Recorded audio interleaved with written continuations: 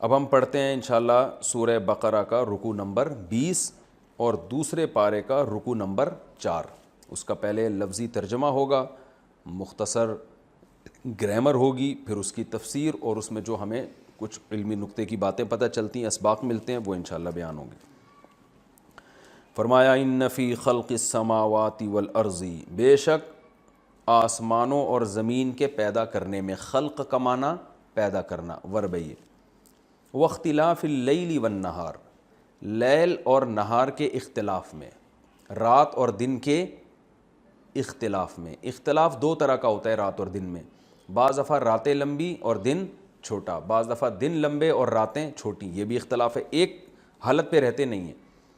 اور اختلاف میں یہ بھی ہے کہ کبھی رات ہوتی ہے اور بدل کے وہ دن میں تبدیل، اور کبھی دن ہوتا ہے بدل کے وہ رات میں تبدیل، یعنی عدل بدل کے آنا ان کا۔ تو یہ دونوں چیزیں اس میں داخل ہو سکتی ہیں کہ رات اور دن کے بدلنے میں۔ والفلک التی تجری فی البحر، فلک کہتے ہیں کشتی کو، اور وہ کشتی جو سمندر میں چلتی ہے، اس میں سمندری جہاز بھی داخل ہیں، جو بھی سمندر میں چلنے والی چیزیں ہیں نا وہ سب فلک میں آتی ہیں۔ جو کشتیاں سمندر میں چلتی ہیں، تجری، جرا یجری کا معنی جاری ہونا، اصل میں تھا تجریو، تضربو کی طرح، یضربو یضربانی یضربونا، تضربو تضربانی یضربنا، تو تضربو تجریو، جاری ہوتی ہیں، فی البحری، سمندر میں، بیما، ان چیزوں کے ساتھ چلتی ہیں، ینفع الناس، جو لوگوں کو فائدہ پہنچاتی ہیں، یعنی تجارت کے ساتھ۔ تو سمندری تجارت کا اللہ نے قرآن میں بہت زیادہ ذکر کیا ہے۔ وما، اور اس چیز میں، انزل اللہ من السماء، جو اللہ نے آسمان سے اتارا، من السماء یعنی پانی۔ تو ان تمام چیزوں میں کیا ہے؟ اچھا، اس پانی سے کیا کیا؟ احیا، احیا یحیی احیاء، اکرم یکرم اکراما کی طرح۔ پھر اس پانی سے اللہ تعالیٰ نے الارض، زمین کو زندہ کر دیا، اس میں طرح طرح کے نباتات اگائے، بعد موتھا، اس زمین کے مردہ ہونے کے بعد، کچھ بھی نہیں تھا، پانی برسا کے زندہ کر دیا۔ وبثا، بثا اصل میں تھا بثاثا یبثوثو، نصر ینصرو کی طرح، اس کا معنی ہوتا ہے پھیلانا۔ ہم نے سورہ القاریہ میں پڑھا ہے نا، یوم یکون الناس کالفراش المبثوث، مقتول کی طرح پھیلے ہوئے، تو بثا کا معنی پھیلانا۔ وبث فیہا، اور پھیلا دیے اس نے زمین میں، من کل دابہ، ہر طرح کے جانور۔ دابہ اصل میں کہتے ہیں، یہ کیا لفظ ہے؟ اصل میں تھا دابابا یدببو، نصر ینصرو کی طرح، دابابا، یہ ہوتا ہے زمین پہ رینگنا۔ اصل میں اس کا اطلاق ہوتا ہے کس پر؟ رینگنے والی چیزیں، لیکن دوسرے درجے میں ہر چلنے والی چیز کو بھی دابہ کا، یعنی دبا یا دبو سے تعبیر کیا جاتا ہے۔ نصر ینصرو، دبابا یدببو، چلا وہ زمین پہ یا رینگا وہ زمین پہ۔ آپ نے دیکھا ہوگا عربی میں دبابا کسے کہتے ہیں؟ بائک کو، جدید عربی میں نا بائک کو کیا کہتے ہیں؟ دبابا، تو اسی سے نکلا ہے۔ تو اور دابا، یہ داب کی مؤنث ہے، داب اصل میں تھا داببن، زاربن، اصل میں کیا تھا؟ داببن، چلنے والی چیز، اور داببتن مؤنث ہے اس کی، تو داببتن کو پڑھا کیا جاتا ہے دابتن، با کو با میں ملا دیا جاتا ہے۔ تو یہ دابہ کا لفظ قرآن میں بہت استعمال ہوا ہے، تو آپ کو اس کی پتہ ہونا چاہیے یہ اصل میں کیا ہے۔ داببہ، زاربتن، زاربن کا معنی مارنے والا، زاربتن کا معنی مارنے والی، تو دابتن چلنے والی کوئی بھی چیز، تو اس میں انسان بھی داخل ہو گئے۔ لیکن عام طور پر جو ہے نا اس کا اطلاق ہوتا ہے رینگنے والی چیزوں پہ، لیکن دوسرے درجے میں یہ ہر زمین پہ بسنے والی کوئی بھی چیز جو حرکت کرنے والی وہ سب پہ اطلاق ہوتا ہے، تو یہاں سب چیزیں مراد ہیں۔ فرمایا وبث فیہا من کل دابہ، اور پھر زمین میں اس نے ہر طرح کے چوپائے اور جانور اور چلنے والی چیزوں کو پھیلا دیا۔ وتصریف الریاح، اسی طرح ہواؤں کے بدلنے میں بھی، صرف یصرف تصریفا، سبح یسبح تسبیحا کی طرح، اس کا معنی ہوتا ہے صرف، کہتے ہیں کسی چیز کو یعنی عدلنا بدلنا۔ یہ جو ہم صرف پڑھتے ہیں نا، ضربا ضربا ضربو، اس گردان کو بھی صرف کہتے ہیں، کیونکہ آپ پھیر رہے ہوتے ہیں نا، ایک لفظ دوسری طرح، پھر دوسرا تیسری درجے میں، تو پھیر پھیر کے آپ نے پورا حشر نشر کر دیا ہوتا ہے۔ تو تصریف کا معنی بھی یہی ہے، ایک چیز کو پھیرنا، چلانا۔ ریح ہوا کو کہتے ہیں، ریاح اس کی جمع آتی ہے۔ تو اللہ فرماتے ہیں وہ تصریف الریاحی، اور ہواؤں کے چلانے میں، والسحابی، اور بادلوں کے چلانے میں بھی۔ یا بادلوں میں بھی سحاب بادل کو کہتے ہیں، وہ بادل المسخری جو مسخر ہیں بین السماء والارض آسمان اور زمین کے درمیان۔ آسمان ہر وہ چیز جو آپ سے بلند ہو، عربی میں اس کو بھی آسمان کہا جاتا ہے، تو یعنی بلندی اور زمین کے درمیان جو بادل ہیں۔ تو اب دیکھیں اس کو، آیت کو صحیح طرح سمجھیں دوبارہ، کہ بے شک آسمانوں اور زمین کے پیدا کرنے میں، دن اور رات کے عدلنے بدلنے میں، اور اس کشتی میں جو سمندر میں چلتی ہے ان چیزوں کے ساتھ جو لوگوں کو نفع پہنچاتی ہیں، اسی طرح آسمان کے پانی برسانے میں، یعنی اس پانی میں جو اللہ نے آسمان سے برسایا اور پھر اس کے ذریعے زمین کو مردہ ہونے کے بعد زندہ کیا، اور پھر زمین میں ہر طرح کے جانور اور چیزیں پھیلا دی، مخلوق پھیلا دی۔ اسی طرح ہواؤں کے چلانے میں، اور اس بادل میں جو آسمان اور زمین کے درمیان مسخر ہے، ان تمام چیزوں میں کیا ہے، یہ اب آ رہا ہے آگے، لآیاتن بہت سی نشانیاں ہیں، لقوم ایسی قوم کے لیے، یعقلون جو عقل سے کام لیتے ہیں، ان میں بڑی نشانی ہے۔ اچھا آپ حیران ہوں گے، میں نے ترجمہ میں کہا لآیاتن، لام تاکید کے لیے، آیاتن آیتن کی جمع ہے، تو بہت سی نشانیاں کا ترجمہ میں نے کہاں سے کیا؟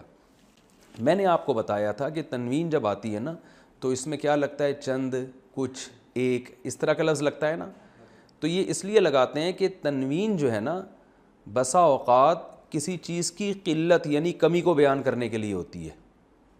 جیسے میں کہتا ہوں رأیت رجالاً، میں نے چند لوگ دیکھے، لیکن سیاق و سباق بعض دفعہ یہ بتاتے ہیں کہ یہاں تنوین کمی کے لیے نہیں بلکہ اضافے کے لیے، کسی چیز کو بڑھا کے بیان کرنے کے لیے، اس کو کہتے ہیں تنوین تعظیم کے لیے یا تکثیر کے لیے، کثرت۔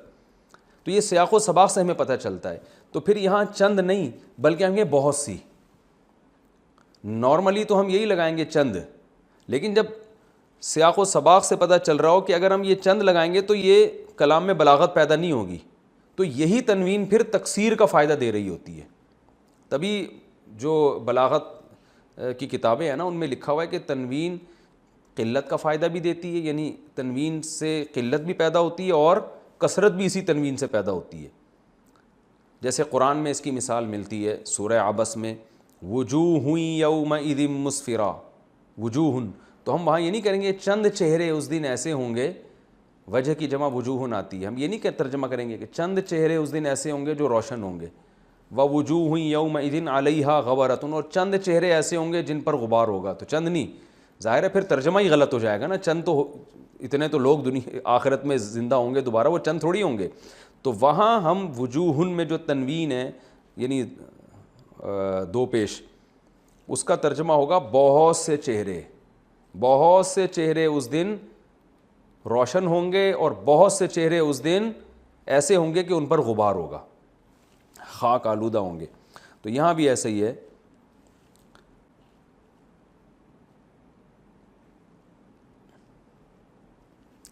تو اب یہاں پر کیا ترجمہ ہے کہ ان تمام چیزوں میں لآیات، بہت سی نشانیاں ہیں، لقوم، ایسی قوم کے لیے، یعقلون جو عقل سے کام لیتے ہیں۔ ابھی چونکہ لفظی ترجمہ چل رہا ہے، تفسیر انشاءاللہ بعد میں۔ آگے ارشاد فرمایا وَمِنَ النَّاسِ، اور لوگوں میں سے بعض ایسے ہیں، لوگوں میں سے کچھ ایسے ہیں، من جو کہ ایسے لوگ ہیں، یتخذو ٹھہرا لیتے ہیں، بنا لیتے ہیں، یہ کئی دفعہ یتخذو کا لفظ آ چکا ہے، من دون اللہ، اللہ کو چھوڑ کر، اندادن، اس کے شریک، ند کہتے ہیں، ند کسی کے بھی ہم مثل کو، اور انداد اس کی جمع آتی ہے، یعنی اللہ کا ہم مثل بنا لیتے ہیں، معبود بنا لیتے ہیں اللہ کو چھوڑ کر۔ پھر کرتے کیا ہیں، یحبونہم، یحبون اصل میں تھا یحببون، یکریمون کی طرح، احبابا یحببو احبابا، محبت کرنا، فرمایا یحبونہم، پھر یہ ان معبودوں سے محبت کرتے ہیں، کا حب اللہ، اللہ سے محبت کی طرح، کا معنی طرح، کیا مطلب، ایسے محبت کرتے ہیں جیسے محبت کس سے کرنی چاہیے، اللہ سے، تو اللہ کی جیسی محبت ان سے کرنا شروع کر دیتے ہیں۔ والذین آمنوا، اور وہ لوگ جو ایمان لائے، اشدو، اشددو تھا اصل میں، ازربو کی طرح، کمپیریٹیو نہیں ہے، اضربو دوسرے کے مقابلے میں زیادہ مارنے والا، اشددو دوسرے کے مقابلے میں زیادہ شدید. تو والذین آمنو جو ایمان والے ہیں، اشد حباً وہ دوسرے کے مقابلے میں زیادہ سخت ہوتے ہیں ازروئے محبت کے، للہ اللہ سے. کیا مطلب؟ کسی اور سے وہ اتنی محبت نہیں کرتے جتنی محبت کس سے کرتے ہیں؟ اللہ سے. یعنی وہ اللہ سے محبت میں دوسروں کی محبت سے زیادہ شدید ہوتے ہیں. یہ مطلب ہے آیت کا. یعنی جتنی محبت وہ دوسروں سے کرتے ہیں، اللہ سے وہ محبت سب سے دوسروں کی نسبت زیادہ کرتے ہیں. آگے فرمایا ولو اور اگر، یرا کئی دفعہ آ چکا ہے یہ لفظ، دیکھ لیں. ولو یری الذین ظلموا اور دیکھ لیں اگر وہ لوگ جو ظالم ہیں. کیا دیکھ لیں؟ یہ آگے آ رہا ہے. اذ یرون العذاب جب وہ عذاب اپنی آنکھوں سے دیکھیں گے. وہ کب؟ قیامت میں دیکھیں گے نا. تو اللہ فرماتے ہیں جب یہ لوگ عذاب اپنی آنکھوں سے دیکھیں گے تو اگر ایسا ہوتا کہ یہ ظالم لوگ دیکھ لیتے یہ بات، ان القوۃ للہ جمیعا کہ قوت حقیقت میں ساری کی ساری اللہ کے لیے ہے، وَأَنَّ اللَّهَ شَدِيدُ الْعِقَابِ اور اللہ شدید عقاب والا ہے. تو اگر یہ لوگ پہلے سے دیکھ لیں نا تو آگے جزا محذوف ہے، تو وہ کام نہ کریں جو یہ اب کر رہے ہیں. بعض دفعہ قرآن میں شرط ہوتی ہے جزا محذوف، یعنی ادھورا جملہ ہوتا ہے اس لیے کہ پچھلے جملے سے اگلا خود بخود سمجھ میں آ رہا ہوتا ہے. دوبارہ میں اس کا ترجمہ کرتا ہوں. اور اگر دیکھ لیں ظالم لوگ، کب دیکھ لیں؟ جب وہ عذاب اپنی آنکھوں سے دیکھیں گے. تو جب یہ عذاب اپنی آنکھوں سے دیکھیں گے اس سے پہلے اگر یہ لوگ یہ بات سمجھ لیں. کیا سمجھ لیں؟ کہ ان القوۃ للہ جمیعا وان اللہ شدید العقاب. یہ آیت کا چونکہ ترجمہ تھوڑا سا عوام کو سمجھانا، اس کی جو لفظی ترجمہ ہے مشکل ہے، تو اس کو ہم اگلے ایپیسوڈ کے لیے رکھ لیتے ہیں کیونکہ اگلی آیت بھی ترجمے کے لحاظ سے تھوڑی سی ٹپیکل ہے. ٹھیک ہے نا، اس کو ذرا سمجھانا پڑے گا. تو یہ دونوں آیتیں پھر ہم انشاءاللہ، کیونکہ وقت بہت تھوڑا رہ گیا اور میں اس کو ابھی ڈیٹیل میں سمجھانے میں گیا تو بات لمبی ہو جائے گی. بسم اللہ الرحمن الرحیم. سورہ بقرہ کا رکوع نمبر 20 اور دوسرے پارے کا رکوع نمبر 4. اس کا لفظی ترجمہ اور مختصر گرامر چل رہی تھی اور آیت نمبر 165 چل رہی تھی. تو 165 نمبر آیت کا میں ترجمہ ریپیٹ کر دیتا ہوں، اس کے بعد جو اس کے بعد والی آیتیں اور پھر انشاءاللہ اس رکوع کی مکمل تفسیر. تو یہ بات یہاں تک چل رہی تھی. اعوذ باللہ من الشیطان الرجیم، بسم اللہ الرحمن الرحیم. والذین آمنوا اشد حبا للہ وہ لوگ جو ایمان لانے والے ہیں وہ بہت زیادہ شدید ہوتے ہیں اللہ سے محبت میں.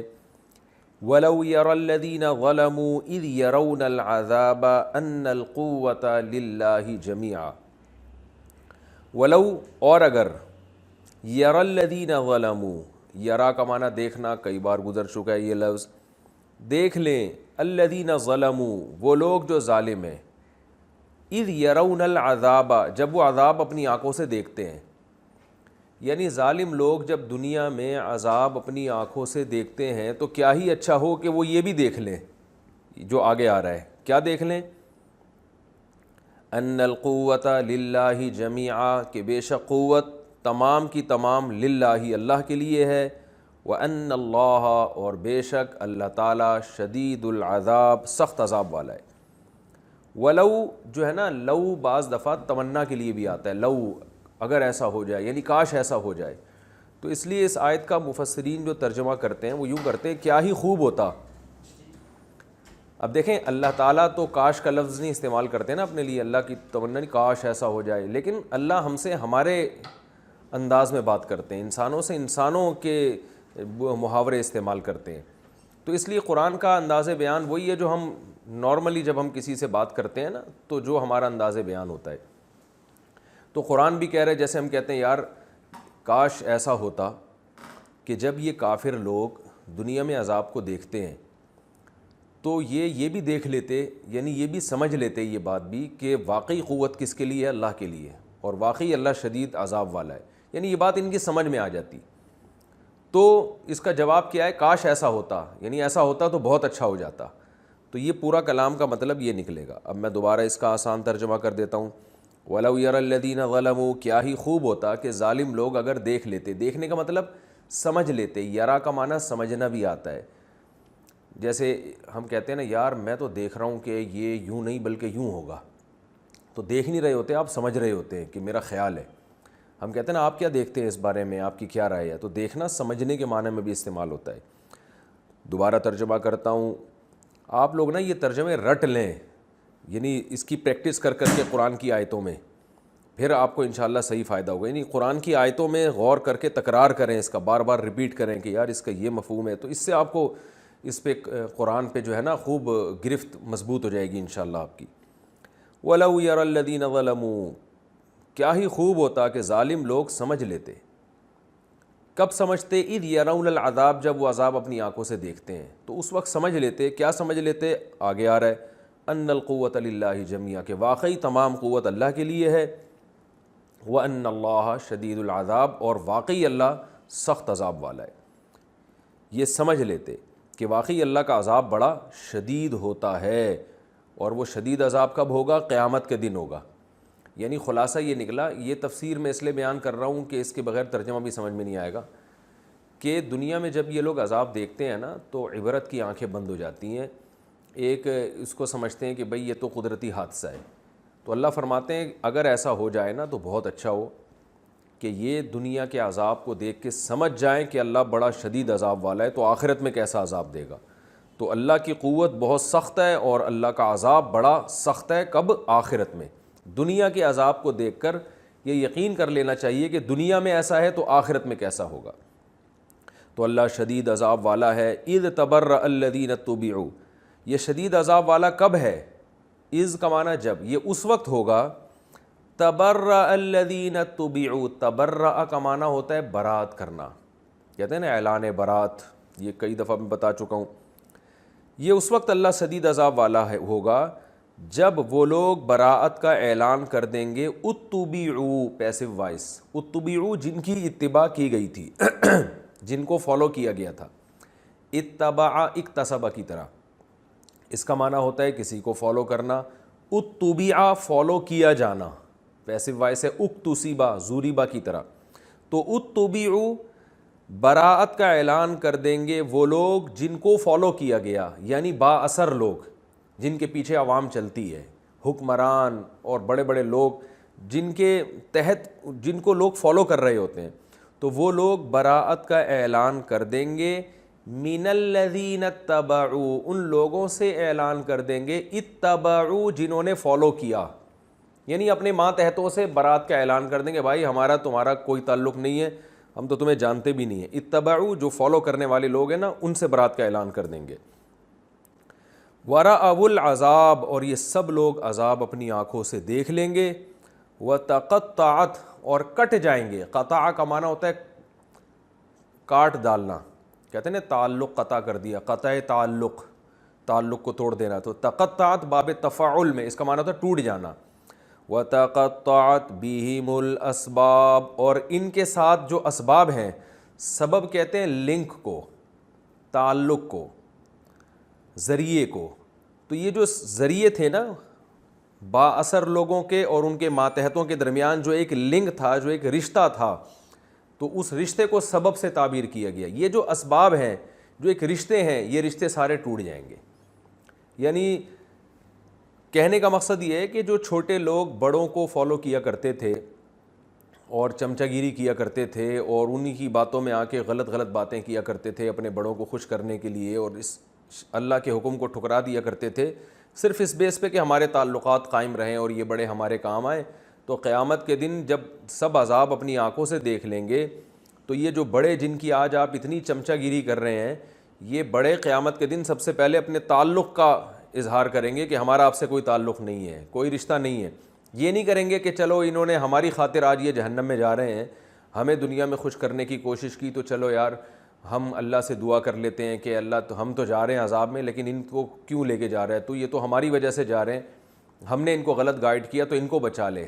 ایسا نہیں ہوگا، بلکہ وہ چمچہ گیری جو دنیا میں کی تھی اس کا کوئی آخرت میں ان کو فائدہ نہیں ہوگا، بلکہ جو رشتے آپس میں قائم تھے وہ سب ختم ہو جائیں گے. لیکن حسرت ان لوگوں کو ہوگی جنہوں نے فالو کیا. وہ کیا کہیں گے؟ وقال الذین اتبعوا، وہ لوگ جنہوں نے اتباع کی تھی نا، جو چمچے بنے ہوئے تھے، وہ کہیں گے لو ان لنا کرتن، ہائے کاش ہمارے لیے ایک دفعہ، کرہ کا معنی ہوتا ہے لوٹنا، تکرار اسی سے ہے نا، ایک چیز کو بار بار لوٹانا، ریپیٹ کرنا، ریوائز کرنا، تو کرہ اور تکرار. تو لو ان لنا کرتن، کاش ہمارے لیے ایک دفعہ دنیا میں لوٹنا ہو جائے. فنتبرأ، فا کا معنی تو، نتبرأ ہم بھی برات کا اعلان کریں گے، منہم انہی ان کم بختوں سے، کما تبرؤ منا، جیسے کہ، کما کا معنی جیسے کہ، تبرؤ یہ تبرہ کر رہے ہیں ہم سے، یعنی کاش ایک دفعہ دنیا میں دوبارہ ہم چلے جائیں اور ہم نے جو چمچا گیری کی انتہا کر دی تھی، ان کی غلامی کی ہم نے، اور انہی کے کہنے میں آ کے اسلام کی مخالفت کرتے رہے، اللہ کے حکموں کو توڑتے رہے، ان بڑوں کو اپنا باپ بنا کے، اور آج کیسے آرام سے یہ اعلان برات کر رہے ہیں. تو کاش دنیا میں ایک دفعہ جائیں اور پھر ہم ان کو ان کی اوقات دکھائیں، اور ہم بھی دنیا میں جا کے ان سے برات کا اعلان کریں. جب ہم یہ بلائیں گے نا اپنے کاموں کے لیے، چمچا گیری کے لیے، تو ہم اس وقت اعلان کریں بھائی تم کون ہو، ہمارا تم سے کوئی تعلق نہیں ہے. تو ہم نے تو ساری زندگی ان کو مکھن لگانے میں اور ان کی خاطر ان کی جو ہے نا وہ چاپلوسی میں لگا دی، اور آج دیکھو یہ کمبخت کیسے برات کا اعلان کر رہے ہیں. تو اللہ فرماتے ہیں کذالک یریہم اللہ اعمالہم حسرات علیہم، اس طرح اللہ دکھائے گا. ارا یری کا معنی دکھانا، کئی بار ہو چکا ہے یہ. اس طرح اللہ ان فالوورز کو، ان ماتحتوں کو دکھائے گا، اعمالہم ان کے اعمال، حسرات علیہم ان پر حسرت بنا کے، یعنی ان کے اعمال جو ہے نا جو دنیا میں انہوں نے کیے ہیں، وہ اعمال کیا ہیں، اپنے بڑوں کو فالو کیا انہوں نے، تو اللہ ان کو حسرت بنا کے یہ اعمال دکھائے گا قیامت کے دن. حسرت کا مطلب افسوس کا سبب بنا کے، افسوس کریں گے کاش ہم نے ان بڑوں کی بات نہ مانی ہوتی، ان میں جو ہمارے جن کو ہم فالو کرتے رہے ہیں اور اللہ کو ناراض کرتے رہے، کاش ہم نے بات نہ مانی ہوتی. تو یہ جو عمل انہوں نے دنیا میں کیا ہے فالو کرنے کا، اس عمل کو اللہ افسوس بنا کے دکھائے گا اور قابل حسرت بنا کے دکھائے گا. وما هم بخارجین من النار، اور یہ لوگ خروج کرنے والے نہیں ہوں گے آگ سے. یعنی اس افسوس کا یہ فائدہ نہیں ہوگا کہ اللہ کہے گا کہ چلو اب تمہیں ندامت ہو گئی تو چلو آگ سے نکلو. اللہ فرماتے ہیں ایسا نہیں ہوگا، اسی آگ میں پڑے رہیں گے. یہ تو اس رکوع کا لفظی ترجمہ تھا اور اس کی مختصر گرامر تھی. اب میں انشاءاللہ اس کی مختصر تفسیر بیان کرتا ہوں.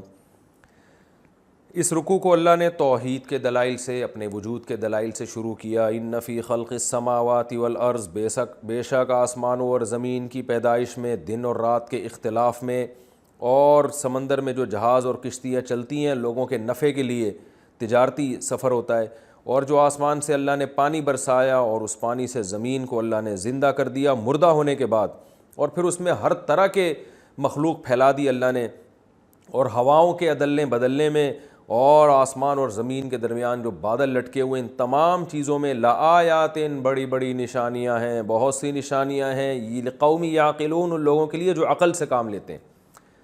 نشانیاں کے کیا مطلب؟ نشانی کہتے ہیں سائن کو، علامت کو. آپ جب کہیں سفر کرتے ہیں تو ایک سائن ہوتا ہے، اس پہ اسپیڈ بریکر بنا ہوا ہوتا ہے، اس سے اندازہ ہو جاتا ہے کہ آگے اسپیڈ بریکر ہے. کیونکہ اسپیڈ بریکر آپ کو نظر نہیں آ رہا تو سائن نظر آتا ہے، سائن کو دیکھ کے آپ اپنی اسپیڈ کم کر لیتے ہو. تو یاد رکھیے سائن، علامت، نشانی وہاں لگائی جاتی ہے جہاں اصل چیز آپ کو نظر نہیں آ رہی ہوتی. تو چونکہ اللہ ہمیں نظر نہیں آتا، اور جتنے ملحد ہیں، جتنے ایتھیسٹ ہیں، وہ جاہلوں کی طرح ایک ہی بات ریپیٹ کرتے رہتے ہیں کہ اللہ اپنے ہونے کے ثبوت کیوں نہیں دیتا، اور ثبوت سے ان کا مقصد ہے اللہ اپنے آپ کو دکھاتا کیوں نہیں ہے کہ میں ہوں. تو یہ جاہلوں والی باتیں ہیں. اللہ چونکہ اپنا جلوہ نہیں دکھاتا، اپنے آپ کو دکھاتا نہیں ہے، لہذا اپنے وجود پر اللہ نے علامتیں رکھ دی ہیں اس کائنات میں. ان علامتوں سے عقل مند لوگ اللہ تک پہنچتے ہیں. تبھی اللہ نے کیا فرمایا آخر میں، لقوم یعقلون، ان لوگوں کے لیے نشانیاں ہیں جو عقل رکھتے ہیں، عقل سے کام لیتے ہیں. اس کو کہتے ہیں دلیل عقلی، یعنی عقل کے ذریعے آپ کسی تک پہنچیں. تو اسلام آپ کو عقل استعمال کرنے کا حکم دیتا ہے. اور یہ جو ملحد اور ایتھیس لوگ ہیں، یہ کیا کہتے ہیں، عقل سے خدا ثابت نہیں ہوتا، حالانکہ عقل ہی سے خدا ثابت ہوتا ہے، خدا کا وجود اگر آپ عقل سے کام لیں. تو یہ کیا مطلب؟ اب یہ کیسے علامتیں ہیں یہ جن سے ہمیں اللہ کے وجود کا اور اللہ کی توحید کا پتہ چلتا ہے کہ بھئی آسمانوں اور زمین کیسے پیدا ہو گئے. خلق السماوات والارض، یہ آسمان زمین پیدا کیسے ہو گئے اور دن اور رات عدلتے بدلتے کیوں ہیں؟ رات لمبی دن چھوٹا، پھر دن لمبے رات چھوٹی، اس کائنات کے نظام میں جو اختلاف ہے یہ انسانی صحت کے لیے بہت ضروری ہے، زمین پر بسنے والی مخلوق کے لیے ضروری ہے۔ تو اللہ نے دن اور رات میں اختلاف کر دیا جس سے موسم چینج ہو رہے ہیں۔ اور آپ دیکھیں جو نارتھ اور ساؤتھ پول ہے نا، ان میں کیا خامی ہے کہ وہاں پر جو ہے وہ راتیں اور دن بہت لمبے ہوتے ہیں، لیکن اس فالٹ کو اس طرح سے دور کیا گیا کہ جہاں 6 مہینے دن ہوتا ہے نا تو وہاں پھر دن نہیں رہتا بلکہ پھر 6 مہینے لمبی رات آتی ہے وہاں پہ۔ تو اللہ تعالیٰ نے زمین کو جو 23 ڈگری جھکا دیا نا، اس کی وجہ سے دن اور رات میں اختلاف ہو رہا ہے۔ تو یہ پوری زمین سورج کی روشنی سے مستفید ہوتی ہے، پوری زمین۔ اگر یہ زمین ایک ہی جگہ پہ ہوتی اور دن اور رات پوری زمین پہ برابر ہوتے تو جو نارتھ پول میں جہاں روشنی تھی وہاں ہمیشہ روشنی ہی رہتی 12 مہینے، اور جہاں اندھیرا تھا وہاں 12 مہینے اندھیرا ہی رہتا۔ بالکل ایسے ہے جیسے ہم جب تکے بنا رہے ہوتے ہیں نا تو اس کو مختلف زاویوں سے ہم بدلتے ہیں، بھائی یہاں سے بھی پکاؤ اس کو، یہاں سے بھی آگ لگنی چاہیے، پھر یوں پلٹ دیتے ہیں، پورے ایک تمیز سے ایک جو ہے نا ہمارے سامنے ایک بھنا ہوا گوشت سامنے آ جاتا ہے اور تکا بن کے آ جاتا ہے۔ تو اللہ نے بھی زمین کو نا ایسے گھماتے رہتے ہیں، دن اور رات بدلتے رہتے ہیں کہ بھئی زمین کا اب یہ والے حصے پہ سورج کی روشنی بہت پڑ چکی ہے، اب یہاں اس کو اندھیرا کرو اور ادھر روشنی ڈالو، ادھر دن لے آؤ ادھر رات، اور ادھر جو ہے نا رات کر دو۔ پوری زمین سورج کی روشنی سے مستفید ہوتی ہے۔ گلیشیئر پگھلتے ہیں اس سے، جب سورج کی روشنی پڑتی ہے زمین میں دریا اور چشمے جاری ہوتے ہیں۔ تو یہ دن اور رات میں اختلاف کا نظام خود اس بات کی علامت ہے کہ اس کائنات کو کسی نے بنایا ہے، خود سے وجود میں نہیں آئی ہے، اور بنانے والا اکیلا ہے، کیونکہ اگر ایک سے زیادہ ہوتے تو ان کے رائے میں اختلاف ہوتا۔ کہیں بھی دنیا میں 2 سربراہ ایک ملک کے نہیں ہوتے، سارا نظام عالم تباہ و برباد ہو جاتا ہے۔ اسی طرح جو کشتیاں سمندر میں چلتی ہیں لوگوں کے نفع کو لے کر، نفع سے مراد تجارت ہے، سمندر کی تجارت، اگر یہ سمندر نہ ہوتے تو ان کنٹریز کا آپس میں خشکی کے ذریعے جو لنک ہے یہ بہت مشکل ہو جاتا۔ آپ کو پتہ ہے ہوائی جہاز کے ذریعے بہت زیادہ کوانٹٹی میں مال کو ایک ملک سے دوسرے ملک تک پہنچانا یہ اچھا خاصا مشکل کام ہے، اس پہ خرچہ بہت ہوتا ہے۔ تو سمندر کا پانی کیا کرتا ہے؟ جہاز، بڑے بڑے پہاڑوں جیسے جہاز، سورہ رحمان میں اللہ نے کیا فرمایا؟ وَلَهُ الْجَوَارِ الْمُنْشَآتُ فِي الْبَحْرِ كَالْأَعْلَامِ، جو سمندر میں چلنے والی پہاڑوں جیسی کشتیاں ہیں، یعنی سمندری جہاز کو اللہ نے پہاڑ سے تعبیر کیا، یہ بھی اللہ ہی کے ہیں، یعنی یہ بھی اللہ کی قدرت کی ایک بہت بڑی دلیل ہے کہ سمندر کا پانی جس کا کام ہے چیزوں کو ڈبونا، وہ اتنے بڑے پہاڑوں جیسے جہاز کو اٹھا کے ایک ملک سے دوسرے ملک تک پہنچا دیتا ہے۔ تو اس میں خرچہ بہت کم آتا ہے، اس سے لوگوں کو تجارت ملتی ہے، لوگوں کو روزگار ملتا ہے اور چیزیں سستی ہوتی ہیں۔ اگر یہ سمندر کی پشت پہ جہاز نہ چلتے تو تجارت بہت مہنگی ہو جاتی اور چیزوں کی قیمتیں بہت زیادہ مہنگی ہو جاتی۔ تو اللہ تعالیٰ نے ارشاد فرمایا یہ تمام چیزیں، اسی طرح آسمان سے پانی برستا ہے۔ آپ دیکھیں زمین میں مردہ زمین ہے، نہ گھاس کا تنکا، کچھ بھی اس کے اندر نہیں ہے، کھود کے دیکھیں نہ آم نہ خربوزہ نہ تربوز، لیکن ادھر آسمان سے پانی برسا، پتہ نہیں کیا اللہ کا نظام وجود میں آتا ہے۔ وہ جو زمین کے اندر بیج پڑے ہوئے ہیں ان کو ایک دم حیات ملتی ہے، زندگی ملتی ہے، وہ سارا پروسیس شروع ہو جاتا ہے۔ ہر بیج میں اللہ نے انسٹالیشن کی ہوئی ہے۔ آم کی گٹلی میں انسٹالیشن کی ہوئی ہے کہ اس کو مٹی، پانی، گوبر ملے گا تو ایک دم اس سے پودا اگنا شروع ہو جائے گا، اور پودا اگتے اگتے اگتے درخت بنے گا، پھر درخت کے بعد پھول بنیں گے، پھر پھول کے بعد پھر پھل، اور جو گٹلی آپ نے زمین میں دفن کی تھی وہی گٹلی پھر دوبارہ آموں کے اندر آپ کو ایک گٹلی سے سینکڑوں گٹلیاں پیدا ہو جاتی ہیں۔ یہ ہے زمین کو زندہ کرنا۔ کیا زمین سے لہلہاتی فصلیں پیدا ہوتی ہیں۔ اللہ فرماتے ہیں یہ کیسی بے عقلی کی بات ہے، یہ تمام پروسیس دیکھ کر بھی کوئی شخص ایمان نہ لے کر آئے اللہ کے وجود پر اور یہ کہے کہ یہ خود سے ہو رہا ہے سب کچھ۔ بیج میں ایسے سافٹ ویئر خود سے انسٹال کبھی نہیں ہوتے کہ زمین میں ڈالو تو اس سے پودا نکلے۔ اور کمال کی بات ہے، میں مثال دیتا ہوں اکثر خربوزے کی، کہ آپ خربوزے کا بیج ڈالیں، اس سے بیل نکلے گی، پتے ہوں گے، ہوتے ہوتے بڑی ہوگی، پھر اس میں پھول نکلیں گے، اس پھول سے تتلیاں اس کی طرف مائل ہوں گی، نر مادہ پھولوں کا ملاپ ہوگا، پھر ایک پھل پیدا ہوگا، وہ پھر پورا خربوزہ، سینکڑوں خربوزے، پھر اس خربوزے کو آپ کھول کے دیکھیں گے تو اس میں وہی بیج جو زمین میں دفن کیا تھا اس جیسے سینکڑوں بیج ہوں گے، اور پھر اس بیج کو، ان میں سے ہر بیج کو دفن کریں گے تو یہ جو سائیکل ہے، یہ جو چکر ہے، یہ کیسا خوبصورت چکر ہے کہ وہی سرکل دوبارہ گھوم گھوم کے، اور لاکھوں سال ہو گئے اسی بیج سے بیل، بیل سے خربوزہ، خربوزے سے بیج، پھر بیج سے، تو یہ جو گھوم رہا ہے، دو گراریاں آپس میں فٹ نہیں ہو سکتی بھائی اس طریقے سے اتفاق سے. یہ خربوزے اور انار اور انگور اور کیلے اور ناشپاتیاں، ایک پورا پروسیس گھوم گھوم کے وہیں پر آ رہا ہے. یہ خود سے نہیں ہو سکتا بھائی. یہ دماغ جس کا بہت ہی پاگل ہوگا، جس کی کھوپڑی بالکل کام کرنا چھوڑ دے، وہ ایسی بکواسات، معذرت میں تھوڑی جذبات میں آ کے تھوڑی سی ایسی لینگویج استعمال کر رہا ہوں، یہ سب فضول قسم کی فضول بکواسات ہیں جو ایتھیس نے اور ملحد لوگوں نے معاشرے میں پھیلائی ہوئی ہیں کہ یہ کائنات خود سے بنی ہے. اتفاق سے اتنی خوبصورت مینجمنٹ کائنات میں نہیں ہوتی. اللہ فرماتے ہیں وَبَثَّ فِيهَا مِن كُلِّ دَابَّةٍ، اور اس نے زمین میں ہر طرح کے جانور پھیلا دیے. اسی پانی سے کیا کروڑہا قسم کے، اتفاق سے بنا ہوتا ایک جانور بن گیا ہوتا نا، اتنے پرندے، اتنے جانور، اتنے کیڑے، اتنی چیونٹیاں، دیمک، ہر قسم کی. من کل دابہ کا مطلب ہے ہر طرح کے مخلوقات پھیلا دی اس. سمندر میں رہنے والی جو خشکی میں نہیں رہ سکتی، خشکی میں رہنے والی جو پانی میں نہیں رہ سکتی، پھر ایسی جو دونوں میں رہ سکتی ہیں، خشکی میں بھی پانی میں بھی، پھر دودھ پلانے والے جانور، انڈے دینے والے جانور، ہر طرح کے مخلوق. بکل خلق علیم، ہر طرح سے پیدا کرنا جانتا ہے وہ. فرمایا اور اسی طرح ہواؤں کا جو نظام ہے، آپ اگر ریسرچ کریں تو آپ کو پتہ چلے گا یہ جو ہوا کا جو نظام ہے نا، سسٹم، یہ بھی اندھا نظام نہیں ہے، بہت زبردست. اس میں بھی ایک مینجمنٹ ہے جس سے ہوا جو ہے نا ایک تناسب سے چلتی ہے، اور ایک تناسب سے اگر ہوا بے لگام ہو جائے تو نظام یہ پوری زمین ویسے ہی تباہ ہو جائے گی. اور جو بادلوں کا نظام ہے، یہ تمام چیزوں میں اللہ فرماتے ہیں بڑی نشانیاں ہیں ان لوگوں کے لیے جو عقل سے کام لیتے ہیں. اللہ فرماتے ہیں کہ یہ تو وہ لوگ ہیں جو عقل سے کام لیتے ہیں. جو عقل سے کام نہیں لیتے ان کی حالت کیا ہوتی ہے؟ وَمِنَ النَّاسِ، لوگوں میں بعض ایسے ہیں، مَن يَتَّخِذُ مِن دُونِ اللَّهِ أَندَادًا، جو اللہ کو چھوڑ کر ایسے شریکوں کو ٹھہرا لیتے ہیں. يُحِبُّونَهُمْ، پھر ان سے محبت کرتے ہیں، كَحُبِّ اللَّهِ، جیسے اللہ سے محبت کرنی چاہیے. یعنی سارے کام تو اللہ کر رہا ہے، اور یہ کیا کرتے ہیں؟ اللہ کے سوا کوئی معبود ٹھہرا لیتے ہیں. جیسے ہندوؤں نے بتوں کو معبود بنا لیا، ان سے لو لگا لیتے ہیں. عیسائیوں نے حضرت عیسیٰ علیہ السلام کو اللہ کا بیٹا بنا کے ان کو پکارنا شروع کر دیا. تو جتنے بھی مشرک ہیں، کوئی آگ کی پوجا کر رہا ہے، وہ آگ کے سامنے بت بن کے بیٹھا ہوا ہوتا ہے. کوئی چوہوں کی بھی پوجا پاٹ ہو رہی ہے، بندروں کو بھی معبود بنا لیا لوگوں نے، گائے کو ماتا بنا لیا اور معبود بنا لیا. تو اللہ فرماتے ہیں لوگوں میں بہت سے ایسے بھی ہیں جو کیا کرتے ہیں کہ اللہ کو چھوڑ کر اللہ کے لیے شریک ٹھہرا لیتے ہیں، اور ان سے ایسی محبت کرتے ہیں جیسے اللہ سے محبت ہونی چاہیے.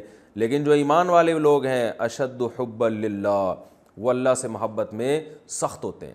علماء نے اس کی تفسیر میں لکھا ہے کہ ایمان والے اللہ سے محبت میں سخت اس لیے ہوتے ہیں کہ یہ جو اللہ کے علاوہ لوگوں کو معبود بناتے ہیں نا، ان کا معبود اس وقت تک اچھا ہوتا ہے جب تک ان کے کام بنتے رہیں. جہاں انہوں نے دیکھا کہ جو جھوٹا معبود ہے، جھوٹا بھگوان ہے، اس کی سیٹنگ آؤٹ ہو رہی ہے، وہ میرے کام نہیں کر رہا، تو یہ اسی کو لاتے مارنا شروع کر دیتے ہیں. اور جب بڑی مصیبت میں پھنستے ہیں سمندر کے طوفان میں، تو اپنے معبودوں کو نہیں پکارتے، پھر یہ اللہ کو پکارتے ہیں. تو مطلب یہ ہے کہ مشرک اپنے معبود کے ساتھ وفا نہیں کرتا، وہ معبود بدلتا بھی رہتا ہے کہ یار یہ والا معبود جو ہے نا، یہ والا بھگوان تو کام ہی نہیں کرنا میرے، تو چلو یہ 50 روپے والے سے کام نہیں ہو رہا، 100 روپے والے پہ ٹرائی کر کے دیکھتے ہیں. جبکہ ایمان والوں کا ایک معبود ہوتا ہے اللہ. اگر اللہ سے دعا مانگ کے دعا قبول ہو رہی ہے تو بھی وہی دعا، بظاہر اگر قبول نہیں ہو رہی اور آپ کے کام نہیں بن رہے تو بھی اللہ ہی ہے. اس لیے اللہ نے فرمایا کہ ایمان والے اللہ سے محبت میں شدید ہوتے ہیں، اور یہ جو مشرک لوگ ہیں یہ اپنے معبودوں سے محبت میں ایسے شدید نہیں ہوتے جیسے ایمان والے اللہ سے. ایمان والے اللہ سے محبت کرتے ہیں چاہے آپ کے کام بن رہے ہوں یا نہ بن رہے ہوں، حالات سازگار ہوں یا حالات ناموافق ہوں، ہر صورت میں وہ اللہ ہی کی عبادت کرتے ہیں.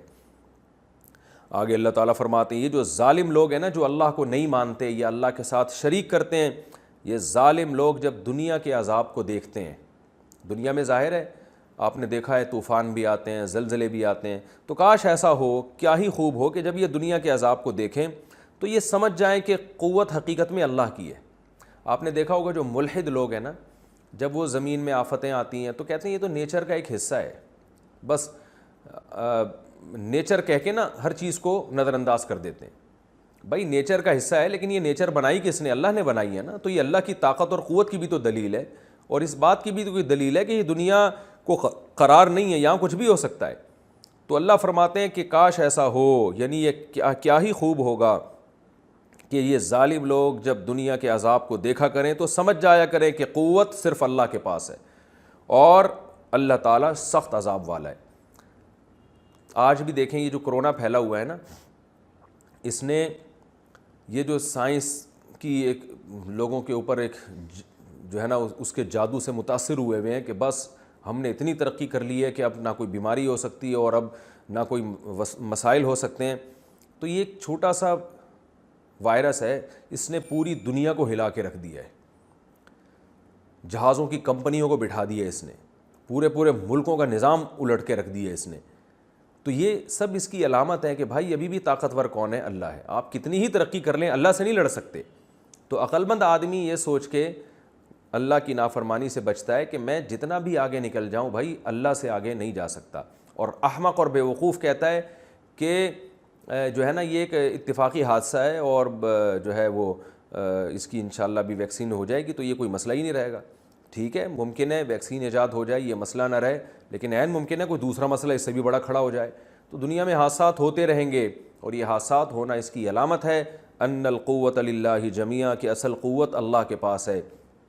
آپ دنیا کے اسباب اور وسائل ضرور اختیار کریں ترقی کے, لیکن یہ مت بھول جائیں کہ آپ اللہ سے آگے نکل جائیں گے, ایسا نہیں ہے. وَأَنَّ اللَّهَ شَدِيدُ الْعَذَابِ, اور یہ بھی خوب سمجھ لینا چاہیے کہ اللہ سخت عذاب والا ہے. یعنی جو دنیا میں ایسا عذاب دیتا ہے تو آخرت میں کیسا ہوگا. پھر اللہ نے آخرت کا بیان کیا کہ اکثر گمراہی کا سبب عامۃ الناس کے لیے وہ لوگ ہوتے ہیں جو ذی اثر اور با اثر ہوتے ہیں. آپ دیکھیں کہ جو با اثر لوگ ہیں نا, جن کو اللہ نے دولت زیادہ دی, سیاست کے میدان میں آ گئے ہیں, حکومت میں آ گئے ہیں, وہ عیاشی کی زندگی چھوڑنے کے لیے تیار نہیں ہوتے. ان میں کسی کو کرسی کی لالچ ہوتی ہے, کوئی دولت کا لالچی ہوتا ہے, کوئی شہرت اور عزت کا بھوکا ہوتا ہے. تو اس لیے وہ بہت سے اصولوں پہ سمجھوتا کرنے پر مجبور ہو جاتے ہیں, اس دولت کے لیے, کرسی کے لیے ظلم بھی کرتے ہیں. پھر ہوتا یہ ہے کہ جو ماتحت چھوٹے لوگ ہیں نا, جو عوام ہیں, وہ ان کو پتہ ہے کہ ذی اثر اور با اثر تو یہ لوگ ہیں, تو ہم ان کو خوش رکھیں گے تو ہمیں بھی دنیاوی مفاد ملیں گے. تو دنیاوی مفاد کی خاطر, دنیا میں ترقی کی خاطر یہ ماتحت لوگ ان ذی اثر لوگوں کو فالو کرنا شروع کر دیتے ہیں. تو زیادہ تر گمراہی کا سبب دنیا میں یہی چیز ہے. تو اسی لیے قرآن اس گمراہی کو بار بار فوکس کرتا ہے کہ کوئی باپ دادا کو فالو کر رہا ہے, خاندان کو, اور کوئی سیاسی لیڈروں کو فالو کر رہا ہے, اور یہ نہیں دیکھ رہا کہ یہ حق پر ہے یا نہیں ہے. تو اللہ فرماتے ہیں کرتے رہو, قیامت کے دن تم جو فالو کر رہے ہو نا, یہی چیز تم پر حسرت بنا کے پیش کی جائے گی, اور تم انگلیاں منہ میں رکھ کے چباؤ گے اپنے دانتوں کے نیچے اور افسوس کرو گے کہ کاش ہم نے ان کی چمچا گیری نہ کی ہوتی. کیونکہ جن کی تم چمچا گیری کر رہے ہو, جن کو فالو کر رہے ہو, قیامت کے دن یہی سب سے پہلے تم سے اپنے رشتے کا انکار کریں گے اور تعلقات کا انکار کریں گے. یہ تمہارے کام نہیں آئیں گے. فرمایا اذ تبرأ الذین اتبعوا, اس وقت یہ اللہ کا عذاب ہوگا, اللہ شدید العذاب اس وقت ہے جب برات کا اعلان کر دیں گے وہ لوگ جن کو فالو کیا گیا تھا. کن سے برات کا اعلان کریں گے؟ ان سے اتبعوا جنہوں نے ان کو فالو کیا. برات کا مطلب ہوتا ہے, لوگ مجھ سے پوچھتے ہیں یہ برات کا کیا معنی ہے. ابھی ایک دفعہ میں نے بیان میں کہیں برات کا لفظ استعمال کیا تو ایک صاحب کہتے ہیں برات تو وہ بارات ہوتی ہے جو شادی بیاہ میں. تو یہ برات کا مطلب ہوتا ہے کسی سے لا تعلقی کا اظہار.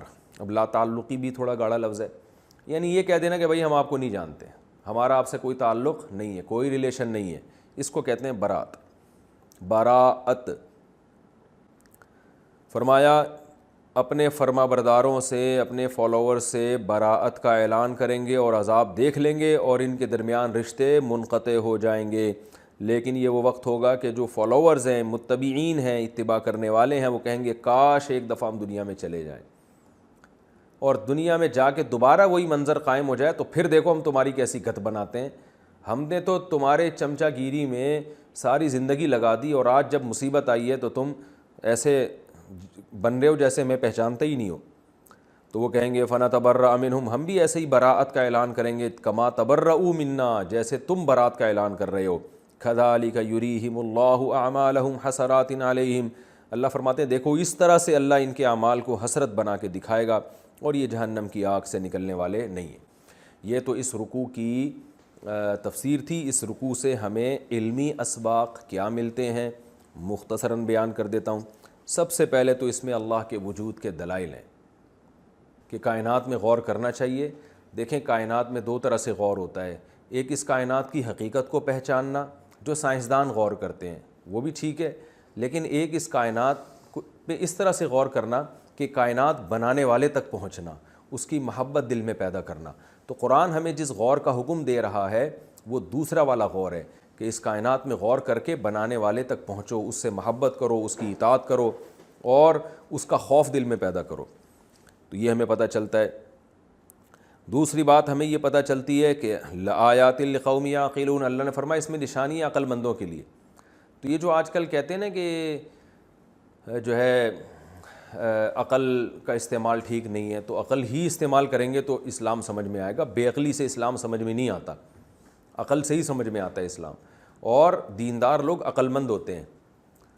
اگر کوئی دیندار ہے اور عقل مند نہیں ہے, بے وقوف ہے, اس کا مطلب وہ دیندار ہی نہیں ہے, کیونکہ اللہ تو فرماتے ہیں عقل مندوں کے لیے یہ ساری باتیں. احمقوں اور بے وقوفوں کے لیے تو قرآن خطاب ہی نہیں کرتا ان سے.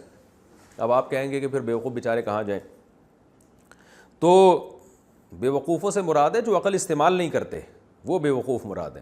اتنی عقل اللہ نے سب کو دی ہوتی ہے کہ وہ استعمال کریں تو آپ حق تک پہنچیں. تو اس لیے عقل کے استعمال کرنے کی بہت شدید ضرورت ہے. یہ دوسرے نقطے کی بات پتہ چلتی ہے. تیسری بات ہمیں پتہ چلتی ہے کہ ایمان والے اللہ سے محبت میں بہت سخت, تو ہمیں تمام محبتوں پر اللہ کی محبت کو غالب کرنا ہے. علماء اس کی مثال دیتے ہیں کہ جب اللہ کے حکم میں اور مخلوق کے حکم میں ٹکراؤ ہو جائے تو پھر ایسے موقع پہ اللہ کی بات ماننی ہے. جہاں ٹکراؤ نہیں ہے وہاں آپ مخلوق کی بات بھی مان سکتے ہیں. مثال کے طور پر آپ کا دل چاہ رہا ہے کھانا کھانے کا, دل چاہ رہا ہے, آپ بھی ایک مخلوق ہیں, آپ کا نفس بھی ایک مخلوق ہے, آپ اس کی اطاعت کریں, کھانا کھا لیں آپ. لیکن اگر رمضان کا روزہ ہے اور دن ہے تو اللہ نے آپ کو منع کیا ہوا ہے کھانا کھانے سے. ایسے موقع پہ آپ نے اپنے نفس کی بات نہیں ماننی بلکہ اللہ کی بات ماننی ہے. اس کی درجنوں مثالیں ہیں, کیونکہ یہ کوئی بیان نہیں ہے تو میں فوکس کرتا ہوں تفسیر کو, تو اس لیے خود مثالیں سوچیں. جہاں اللہ کا اور مخلوق کے حکم کا ٹکراؤ ہوگا, ایک دوسرے کے اپوزٹ ہوں گے, وہاں اللہ کے حکم کو ترجیح دینی ہے. اس لیے کہ انسان جب دو محبوبوں سے محبت کرتا ہے تو جب ان دونوں محبوبوں میں ٹکراؤ ہوتا ہے تو جس کی محبت زیادہ ہوتی ہے پھر اس کے حکم کو فالو کرتا ہے وہ. اور اس سے ہمیں چوتھے نمبر پہ یہ بھی علمی نقطے کی بات پتہ چلتی ہے کہ دنیا میں جو ہم مصیبتیں, آفتیں, ایکسیڈنٹ, زلزلے, سیلاب اور یہ ساری ٹینشنیں جب ہم دیکھتے ہیں تو ہمیں اس سے صرف یہ نہیں دیکھنا چاہیے کہ یار یہ تو نیچر کا ایک حصہ ہے, بلکہ ہمیں اس سے یہ سوچنا چاہیے کہ یار اس کا مطلب اللہ کی پکڑ بہت شدید ہے. اور اس سے ہمیں اپنے دل میں اللہ کا خوف پیدا کرنا چاہیے کہ دنیا میں جب اللہ اس طرح سے اپنی مخلوق سے انتقام لے لیتا ہے تو آخرت میں کیا حال ہوگا. تو ہم لوگ نا بہت زیادہ خوش فہمی میں مبتلا ہوتے ہیں بہت سی چیزوں کے بارے میں کہ بس ایک چیز ہم نے فرض کر لی, اللہ غفور الرحیم ہے. یقیناً اللہ غفور الرحیم ہے, لیکن اللہ نے خود قرآن میں کہا میں انتقام لینے والا بھی تو ہوں. غفور الرحیم ان لوگوں کے لیے ہوں جو گناہوں پہ توبہ کرتے ہیں, جو توبہ نہیں کرتے ان کے لیے تو میں انتقام لینے والا ہوں. تو انتقام کی صورتیں ہم دنیا میں دیکھتے ہیں. کبھی تو یہ دنیا کے عذاب آتے ہیں درجات کی بلندی کے لیے, لیکن بعض دفعہ اللہ کا عذاب نافرمانی کی وجہ سے بھی آتا ہے. تو عبرت کی آنکھیں اگر ہوں انسان کی تو اسے یہ دنیا کے عذابات اور آفتیں دیکھ کر ڈرنا چاہیے, سوچنا چاہیے کہ جو اللہ دنیا میں یہ کچھ دکھا رہا ہے آخرت میں اس کا انتقام کیسا ہوگا, اور یہ سوچ کے پھر گناہوں سے بچنا چاہیے. اور ایک آخری بات کہ ہمیں بھی یہ دیکھنا چاہیے کہ ہم اپنے بڑوں کی اطاعت میں کہیں کوئی ایسا الٹا کام تو نہیں کر رہے بڑوں کو خوش کرنے کے لیے. اگر کر رہے ہیں تو ہمیں اس سے توبہ کر لینی چاہیے, کیونکہ جن بڑوں کی خاطر ہم, یعنی مثال کے طور پر ہم کسی سیاسی جماعت میں اور ہمارے سیاسی لیڈر الٹے الٹی باتیں کر رہے ہیں, الٹے الٹے کام کر رہے ہیں, اور ہم انہیں خوش کرنے کے لیے ان کے ہر الٹے کام کو سیدھا کر کے پبلک کے سامنے پیش کر رہے ہیں اور غلط باتوں میں ان کو فالو بھی کر رہے ہیں تاکہ ہمیں وہاں سے عزت ملے, پیسہ ملے. تو بھائی یہی جو آپ کے سیاسی لیڈر ہیں نا, کل قیامت میں اعلان کر دیں گے میں تمہیں جانتا بھی نہیں ہوں, اور پھر آپ کو افسوس ہوگا یار کاش ہم دنیا میں موقع ملے اور دوبارہ جائیں اور ہم ان سے برات کا اعلان کریں.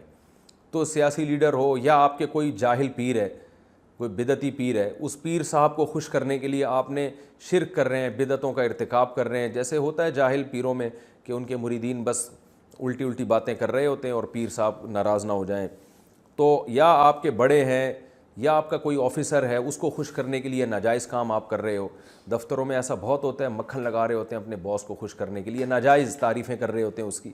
تو یہ سب باتیں خلاف شریعت ہیں, کیونکہ یہ قیامت کے دن حسرت اور افسوس کا سبب بنے گی. یاد رکھیں, اپنے بڑے کی جائز کاموں میں اطاعت کرنا, اسے عزت دینا, یہ جائز ہے بلکہ مستحب ہے. نبی صلی اللہ علیہ وسلم نے فرمایا انزل الناس منازلہم, لوگوں کو ان کا وہ مقام دو جس کے وہ مستحق ہیں. تو کوئی بڑا ہے دنیا میں تو اس کو عزت دینی چاہیے, اس کو فالو بھی کر سکتے ہیں, ناجائز چیزوں میں فالو نہیں کرنا. یہ اس آیت کا میسج ہے.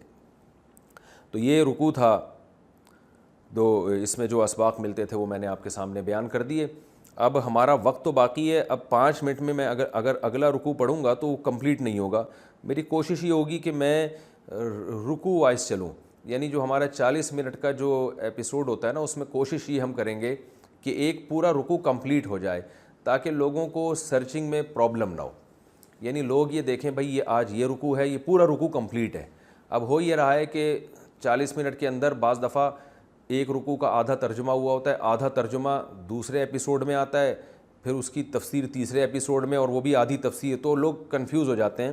تو اس لیے میں اب اس کی کوشش کروں گا کہ رکوع وائز ہم چلیں, رکوع کے اعتبار سے ہم چلیں, رکوع وائز ہم چلیں, رکوع کے اعتبار سے ہم چلیں, اور ایک ایک رکوع کا ترجمہ بھی ہو, تفسیر بھی ہو, اور اس کی جو گرامر بھی ہو, اور اس میں جو علمی نکات ہیں وہ سب ایک ہی ایپیسوڈ میں ہوں. اور بہت زیادہ ہوا تو 2 ایپیسوڈ میں ہم اس کو ڈیوائڈ کر دیں, یعنی ایک رکوع کے اندر دوسرا رکوع داخل نہ کیا جائے. اس کی ہم کوشش کریں گے. اللہ تعالی ہم سب کو سمجھنے کی, عمل کرنے کی توفیق عطا فرمائے.